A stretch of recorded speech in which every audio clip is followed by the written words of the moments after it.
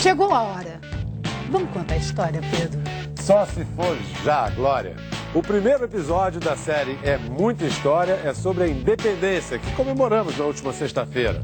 O historiador Eduardo Bueno defende com graça e simpatia uma nova tese sobre o Grito do Ipiranga.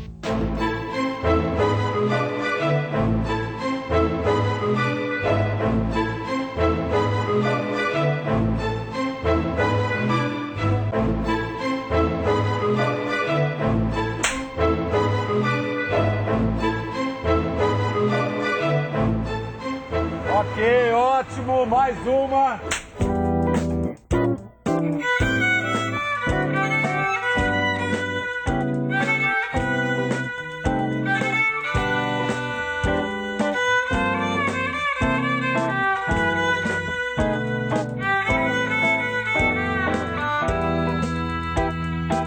Desde o dia do Fico, em janeiro de 1822, a independência do Brasil era só uma questão de tempo. Ao decidir ficar no Brasil, desobedecendo ao pai, Dom João VI, e afrontando as cortes de Lisboa, Dom Pedro deu um passo sem volta. Por que então Pedro esperou até setembro para dar seu grito? Por que no dia 7? E por que no meio do nada, às margens do Riacho Ipiranga?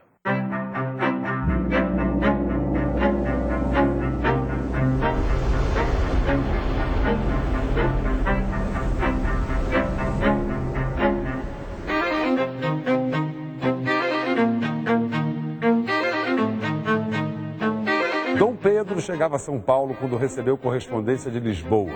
Nas cartas, ele era chamado de rapazinho de carreira criminosa. José Bonifácio, seu principal conselheiro, disse: Senhor, os dados estão lançados e de Portugal não temos a esperar senão escravidão e horrores. Mas essa é a história oficial. E não significa que ela não esteja certa. As coisas foram mais ou menos assim. A cena é que não foi essa. Gestos heróicos não têm arte final. Não hesitou o príncipe e aceitou abertamente a luta, levantando o brado de independência ou morte. Ele teve várias chances antes de proclamar a independência. O Grito do Ipiranga pode sim ter sido fruto de um dia ruim do príncipe, um dia de fúria.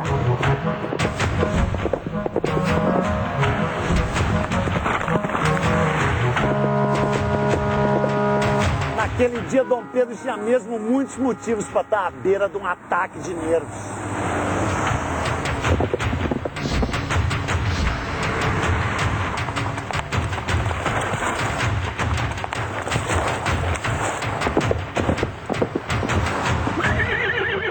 Cara, tô há 10 dias saí do Rio de Janeiro, faz 10 dias. Vocês fazem quanto tempo aí do Rio de Janeiro até São Paulo? Costuma estimar entre 5 e 6 horas. 6 horas? Mas com quantos cavalos? 340. Eu faço com um. Saí de lá, prazer, sou o Dom Pedro I. Vocês já ouviram falar do príncipe Dom Pedro I, não ouviram? No dia da independência tinha 23 anos de idade.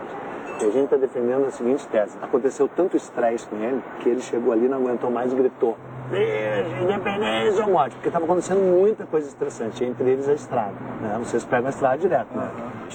Estressa muito mesmo. Pista esburacada, muito movimentada, né? Uma das rodovias ela é a mais estressante. Explode, cara. O nervo vem a flor da pele, você tem que fazer alguma coisa pra descarregar. Eu acho que, né, ele falou isso pra poder tirar aquela raiva de dentro. Entre São Paulo e Rio de Janeiro tinha uma trilha, que é a Via Dutra, uma trilha indígena, que os índios percorriam desde a pré-história. Eram 607 quilômetros, né, pela trilha. Era uma trilha de lama, de barro. Hoje tem quanto? Hoje está 400. E vocês vão dizer que hoje é da estresse. São Paulo estava tendo uma espécie de conspiração contra ele. O Dom Pedro veio do Rio até aqui para restabelecer a ordem. Chegou aqui em Jacareí, conhece Jacareí aqui? O rio cruza a estrada aí no Jacareí, né? Então, aí ele saltou para dentro do rio. Uá! Se jogou de cavalo dentro do rio, atravessou o rio a cavalo, mas estava frio, ficou molhado. Ele olhou para um cara que tinha mais ou menos o tamanho dele, disse: tira a calça e dá para mim.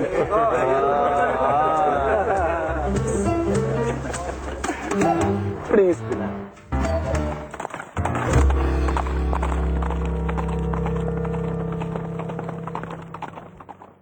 Ok, viagem estressa a mesma pessoa. Porém, só isso não sustenta a tese do dia de fúria. É verdade que, ao chegar a São Paulo, nosso príncipe não foi recebido por revoltosos como temia, mas por coisa ainda mais ardente, pelas labaredas da paixão.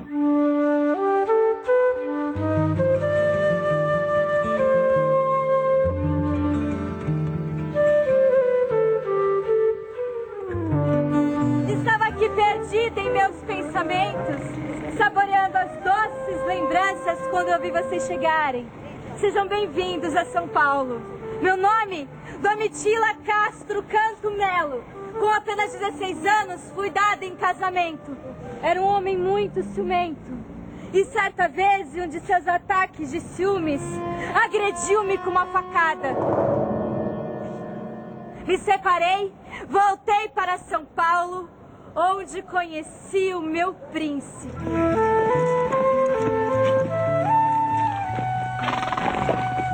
Iniciei um apaixonado romance com Dom Pedro I. 150 anos não te vejo, Domitila. Continuas a mesma. Saudades de Continuas ti, meu linda. amor. Tu lembras de tudo? Lembro. Cada detalhe? Cada detalhe. Ah. Se fores um sonho, não quero mais acordar. Ah, não sou, Domitila, que estou. Baile comigo. Baile.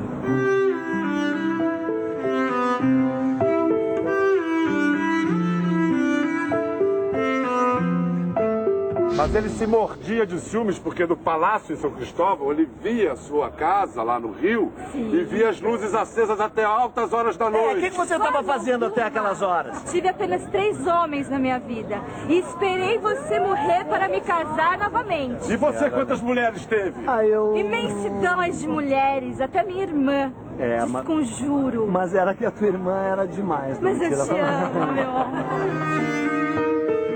Você acha que a paixão pode ter virado a cabeça do Dom Pedro, a paixão por você, Domitila, e pode ter levado ele também a proclamar a independência? Você acha que teve algum estresse de paixão? E eu acredito que houve sim uma paixão, um movimento muito maior do que político para que ele fizesse o que ele fez.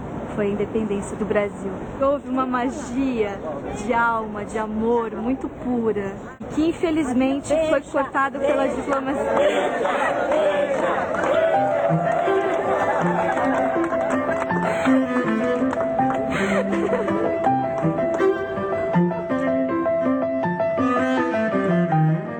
E eles viveram o caso de adultério mais oficial da história do Brasil, né? E, aliás, isso acabou afastando o Dom Pedro da mulher, a dona Leopoldina, e do Bonifácio, principal conselheiro dele. Então tá bom, a sua tese do Dia de Fúria ganha um pouco mais de substância, porque 8 dias antes do brado do Ipiranga ele se apaixona. Mas ainda não está de pé, assim, ainda não estou convencido. Mas nessa viagem ele conheceu também a rejeição. Ok, ótima, vamos mais uma, mas peraí, essa cena de fato aconteceu. Um dia antes da independência, né? Dia 6 de setembro. O historiador, o Tarquínio de Souza, diz assim: atravessava o futuro imperador viela pouco frequentada de Santos quando se lhe deparou jovem mulata de grande beleza. Em movimento rápido, de quem não queria perder a caça, segurou pelos ombros e instalou-lhe de surpresa um beijo no rosto. Veja que sequer foi na boca. Que pena, né? Não tardou o revir. Respondeu a rapariga com uma bufetada na bochecha do desconhecido e escapuliu. Será que ele não apaixonou depois de tomar um tapa desse? Aí o imperador tentou comprá-la. Era de outro, né? E o proprietário disse que era uma mucama de estimação. É isso que fazia, o quê? Uma semana que ele tinha conhecido aquela que ia virar a maior paixão da vida dele, a Domitila, né? A Marquesa de Santos.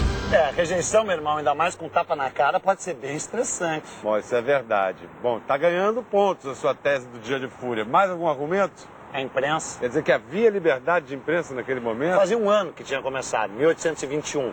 E os jornais vieram com tudo, depois de séculos de repressão, né? Você pode imaginar. O Dom Pedro, por exemplo, era atacado direto nos jornais, mas também respondia. Respondia, mas assinava Dom Pedro I? Não, usava pseudônimo, evidentemente. A tese do Dia de Fúria tá ganhando o corpo mesmo. Mais algum argumento? Comida de beira de estrada?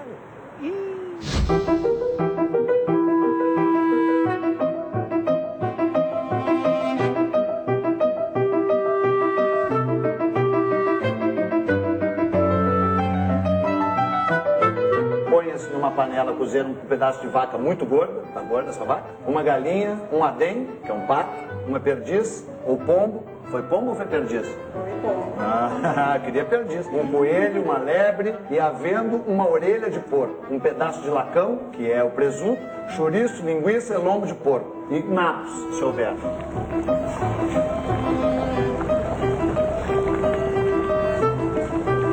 Alguma coisa aconteceu. Também seria as receitas. Ah, mas essas receitas eram de todos os dias. É, umas 4, 5 vezes por dia, onde o príncipe parava, todo mundo queria oferecer alguma coisa. Como todo político até hoje. É uma praga até hoje. E a água, a qualidade da água em Santos, como era? Salobra, né? A situação sanitária da cidade era das piores. Durante muito tempo, Santos foi um lugar perigoso por causa disso. E talvez não tenha sido o que ele comeu, mas o quanto ele comeu também. E a quantidade de vinho. A gente sabe que o príncipe bebia também. Depois sobe em cima de uma mula para vir para São Paulo, serra acima, chacoalhando tudo. Eu mesmo não estou me sentindo muito bem. Pode ter sido psicológico. Estou ansioso.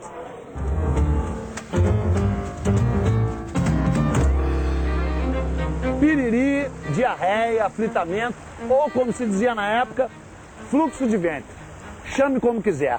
O fato é que foi um torrencial desarranjo intestinal que levou a comitiva de Dom Pedro a parar exatamente aqui, às margens plácidas do Riacho Ipiranga.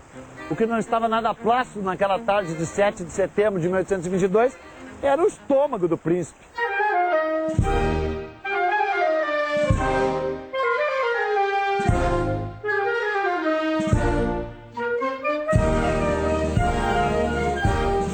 Viagens longas e estafantes, calúnias nos jornais, paixões arrebatadoras, rejeição, indigestão. Ok, eu admito que faz sentido, mas supondo que a sua tese do Dia de Fúria esteja correta, então esse quadro de Pedro Américo é uma obra de ficção. Olha, quase isso. Pelo menos de acordo com os caras que assistiram a cena, as testemunhas oculares da história. E quem assistiu a cena? Por exemplo, o padre Belchior. Aliás, foi ele quem leu as cartas da dona Leopoldina e de José Bonifácio que vieram lá do Rio pro príncipe. Olha o que ele diz no livro dele aqui. Ele, o príncipe, vinha de quebrar o corpo à margem do Riacho Ipiranga, agoniado por uma desinteria que apanhara em Santos, com muitas dores. Quebrar o corpo, um dia de fúria. Depois de ouvir a minha leitura, tremendo de raiva, arrancou o príncipe de minhas mãos os papéis e, amarrotando-os, pisoteou-os, deixou-os na relva. Depois, abotoando-se e recompondo a fardeta, virou-se para mim e disse: diga à minha guarda que eu acabo de fazer a independência completa do Brasil. Estamos separados de Portugal. Eram 4 horas da tarde do dia 7 de setembro de 1822 e o sol brilhou no céu da pátria nesse instante. É porque o quadro foi pintado 66 anos depois da cena que descreve. O próprio Pedro Américo não era nem nascido quando a independência foi proclamada. E, além do mais, ainda se baseou num outro quadro, a Batalha de Friedland.